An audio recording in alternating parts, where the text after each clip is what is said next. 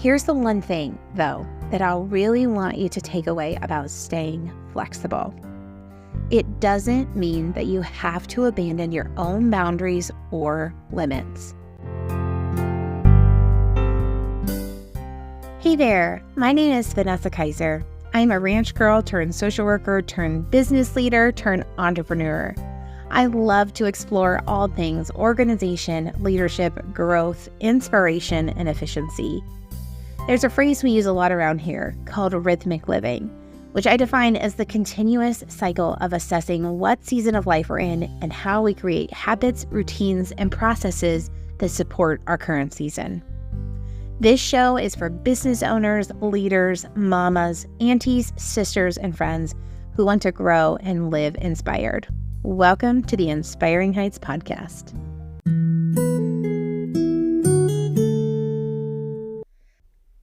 Have you ever reached for a bottle of pain reliever to kick those cramps to the curb, or an allergy pill when the cotton is flying and your nose just can't stop running? And then you pause to consider, am I treating the symptom or the root cause? Me too, girl. Me too. The truth of it is, allergy medicine knocks me out. And I would rather be reaching for a natural remedy that is really treating the root and not just the symptom any day. So when my friend introduced me to Earthly, and it really worked, like I haven't had to take ibuprofen for stubborn cramps since I started using Earthly, kind of worked, I knew I couldn't keep it to myself. Earthly Wellness is a family-owned company founded out of a need to help solve some of their daughter's health issues. The mission of Earthly is to change the way that the world sees healthcare. They believe that everyone should have equal access to all modalities of medicine and be free to choose the approach to their health that they want to. Earthly has a wide variety of products ranging from herbal remedies, my personal favorite, many of which we literally use every single day in this house, to cleaning products and lots in between. For my friends, if you are a first-time customer of Earthly, you can use promo code CHOOSENATURAL. That's one word, choose natural in all caps, to get 10% off your first order. If you're a returning customer who hasn't ordered in over a month, you can use promo code COMEBACK. That's COMEBACK, one word in all caps, for 10% off your order. Just head over to earthly.com/ref/inspiring heights. That's Earthly, EARTHLEY.com/REF/inspiring heights. I'll link all this information for you in the show notes.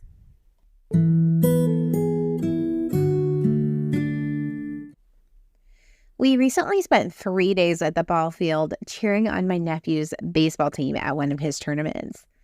It was such a blast of loud clapping, fist bumps, sunshine, licorice, and super late nights.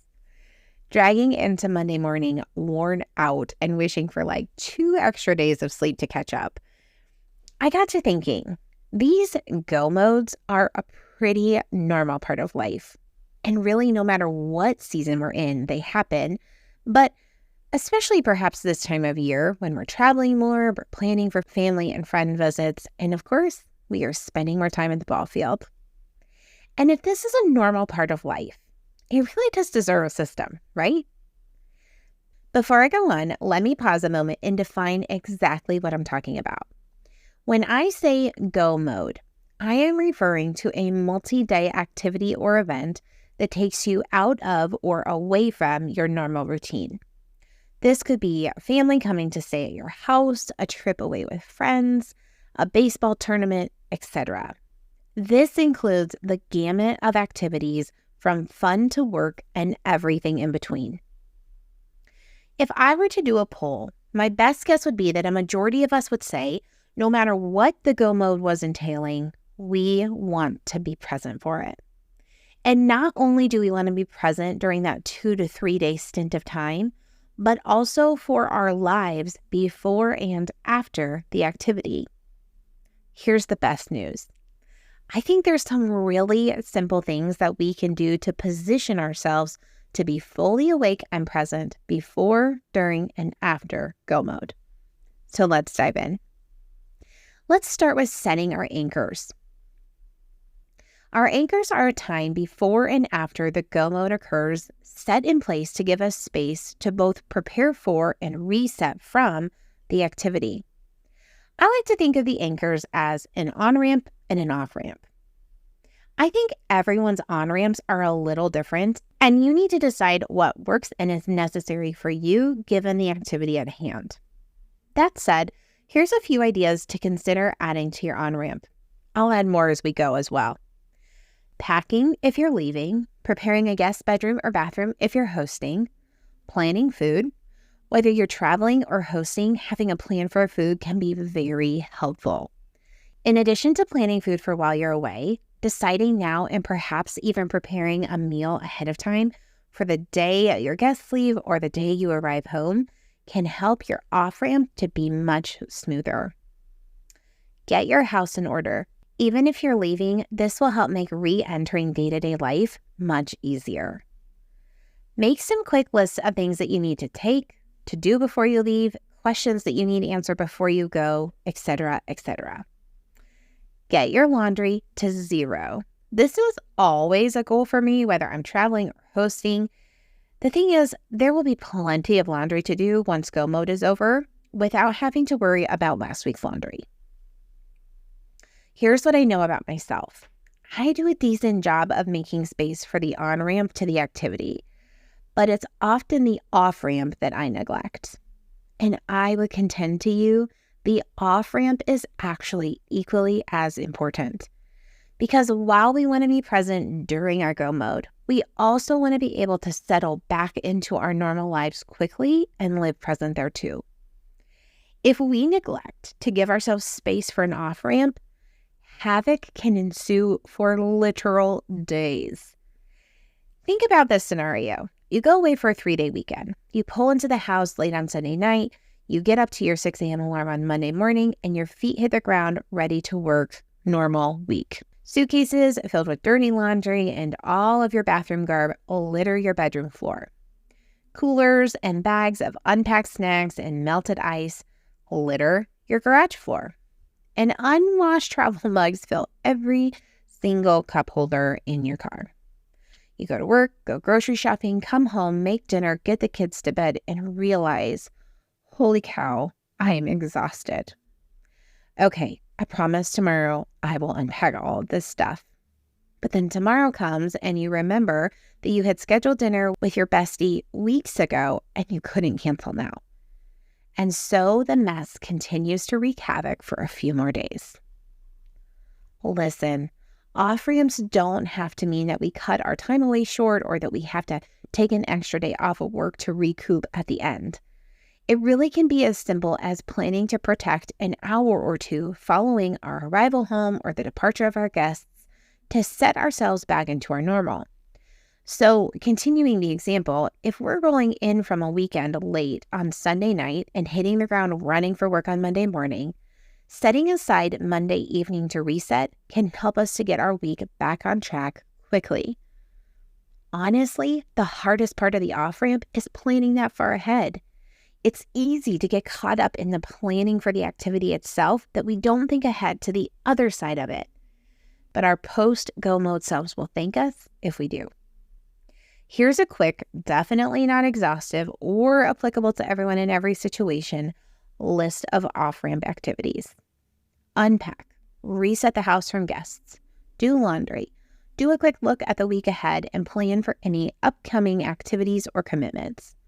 Go grocery shopping, create a meal plan for the rest of the week. Unwind from the Go Mode itself by reading a book, taking a bubble bath, or turning into bed early. Hack number 2 is to plan ahead for the hardest part of your day during Go Mode.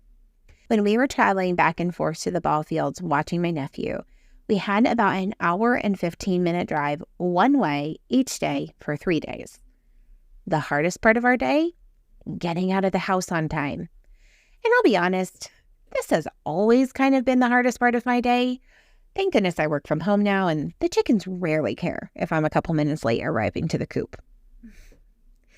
But with some forethought, I was able to simplify our getting out of the house witching hour a bit. Here's some pretty painless things I did. First, I made breakfast sandwiches earlier in the week and had them individually wrapped and stored in the freezer. This made breakfast take literally 2.5 minutes to prepare with 0 minutes of cleanup required. That is a win. I also created 2 lists. One was of the things I wanted to make sure that we took with us each day, and the second was of the things I wanted to make sure we did before we left the house each day. This made it so when we were narrowing in on the last 15 minutes before we had to go, I didn't have to try and rack my brain for what needed to happen. I had already done the work ahead of time, and now I just had to look at my list. The third and final thing, I kept the stuff I needed to take in a pile. You know how it is, like things get scattered in pockets or this bag and that cooler. Instead of having to remember all of the places as we're trying to get out the door, we chose one place and kept it in a pile. All of us have that hardest part of our day, and it literally looks different for everyone in every season and every Go Mode activity.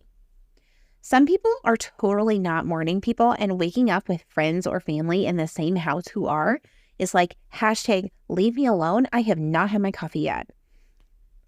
For some, that hour right before dinner is super hard because your kiddos are starving and everyone is on the downhill slide of energy for the day. Perhaps you're not a night person, but the Go Mode is going to consist of multiple late nights in a row. The hardest part of your day is between the hours of 9 p.m. and bedtime, whenever that may come. For nearly any circumstance, a little bit of pre-planning can help set us up to conquer the hardest part of our day. Not a morning person? Decide ahead of time that you're going to actually get up a couple minutes earlier than you normally would to allow yourself a few moments of alone time before meeting your perky morning friend at the breakfast table.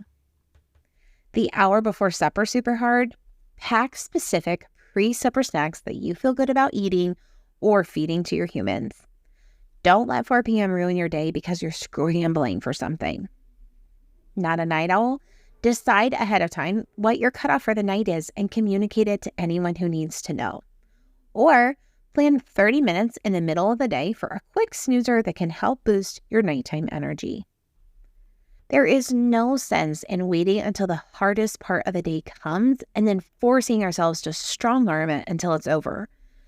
Add this planning to your on-ramp planning list, and your hardest hour of the day self will thank you. Tip number 3, decide ahead of time which parts of your normal routine will change and plan accordingly. Even if you aren't a super routine person, most of us have at least some consistent rhythms in our lives. When we are heading into Go Mode, it can be really helpful to consider ahead of time how and where those routines are going to pivot. This is a very minor example, but I have a morning and bedtime hygiene routine. Brushing my teeth, washing my face, applying moisturizer, etc., etc.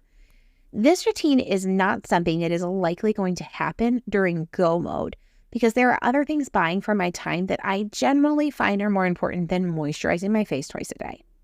So when I am in Go Mode, one of my easy, in the words of Kendra Adachi, decide onces, is that my hygiene routine happens only in the morning, but not at night. The only thing that needs to happen at night is vitamins and bed. Here's why this helps. Sometimes when we are hyped up and perhaps a little sleep deprived, we can feel stuck on what to prioritize and what not to. Should we push bedtime back for the kids by 30 minutes so they can watch the sunset on the beach? Or is this routine a hard line for us? Do I need to go on my morning run at 5 a.m. each day, or am I good to resume that habit when I get back home? If you are a super flexible, go with the flow type person, you are probably rolling your eyes right now. But hear me out. I have a word for you too. The flip side of decision paralysis is to throw all caution to the wind and neglect all of our normal routines. This too can wreak chaos in the moment and or not make us feel like our best selves. It can also make transitioning back into normal life a lot harder. So while these decisions don't need to take hours and hours to make, they are worth considering ahead of time. Hack number 4, Plan ahead for your daily reset. Have you noticed a theme here? Plan ahead, plan ahead, plan ahead. But seriously, when we are in the trenches of fun in the sun or an enormously important work trip, we will be so grateful that we spent a few minutes to think ahead. When we were coming back and forth during the baseball tournament, there were a few things that helped set the next day up for success. One was to bring in all the water bottles, extra drinks, and snacks from the car, empty and wash the coffee cups, and put drinks in the fridge so that they would be cold the next day. This helped the next morning, during our witching hour of leaving the house, to go better. Sometimes daily resets consist of things like setting out meat for breakfast tomorrow, laying out our outfit for the next day, tidying up a certain space in our home, cleaning out the car, responding to emails, returning phone calls, etc., etc. Each Go Mode will bring a different daily reset, but planning ahead to build in the space, the time, and the energy for the reset can help you live more present during those moments. My fifth and final tip is to stay flexible when you can and don't feel ashamed about your boundaries. Staying flexible is easier said than done for some of us, especially those of us who love to operate on a plan. If there is one thing, though, that I have learned over the years, especially when it comes to spending time with other humans whose lives and schedules are super different from ours, it's that flexibility can take us a lot further than staying stuck in a plan that isn't working. Here's the one thing, though, that I'll really want you to take away about staying flexible. It doesn't mean that you have to abandon your own boundaries or limits. It is healthy and perfectly acceptable to have hardline boundaries and to know what your limits are, like sleep, the amount of time that you can spend in the sun, how much you're willing to spend on an activity, places that you're willing to go, and places you aren't. Flexibility does not need to encompass those hard line items, but rather the things around the hard line items. Like, do we go swimming today and hiking tomorrow? Can we push breakfast from 8 to 9? I know we were planning on grabbing dinner tonight, but I'm actually so exhausted. Can we plan for that tomorrow night? It is good to know what some of your boundaries are before you're going into the Go Mode ahead of you. Depending on the activity and with whom the activity will be done, consider what some of those boundaries might need to be. And if it's possible and or appropriate, communicate those boundaries ahead of time in a polite and respectful manner. For example, if you know that you're going to be traveling with friends who enjoy spending money on activities that you're simply not willing to spend money on, you could shoot your friend a text saying something like, "Hey, just thinking about the weekend. Just so you guys know ahead of time, we are probably going to pass on spending much time in the casinos. Hashtag, I'm a pool girly. We are totally good with not doing everything together while we're away, and just wanted you to know that upfront so that neither of us have to feel pressure in a moment where we're wanting to go different directions. So looking forward to the weekend." While sometimes we wish our friends had different boundaries than they do, I think most of us would agree that we find it important to respect their boundaries even when they're different than ours. Likewise, most of the time, our people want to respect our boundaries as well. So together, let's agree to confidently and clearly speak our boundaries when needed and stay flexible with everything else. Friends, Go Modes are a super normal and generally pretty exciting part of life. With this mini system in place, we can feel good about living present before, during, and after these adventures. And that's a wrap. Thanks so much for tuning in today. Do you have questions, comments, or insights on today's content? I would love to hear from you. You can DM me on Facebook or Instagram, or head over to our website, inspiringheights.org, and click on the Contact Us form. I will link all those locations here in the show notes. P.S. If you haven't already, I would love for you to leave a 5-star rating and a quick review of the podcast. This helps get our content in the hands of new listeners. Don't forget to sign up for the newsletter and follow us on social media for rhythmic doses of inspiration. All right, friends, take a deep breath and be inspired where your feet are. Bye for now.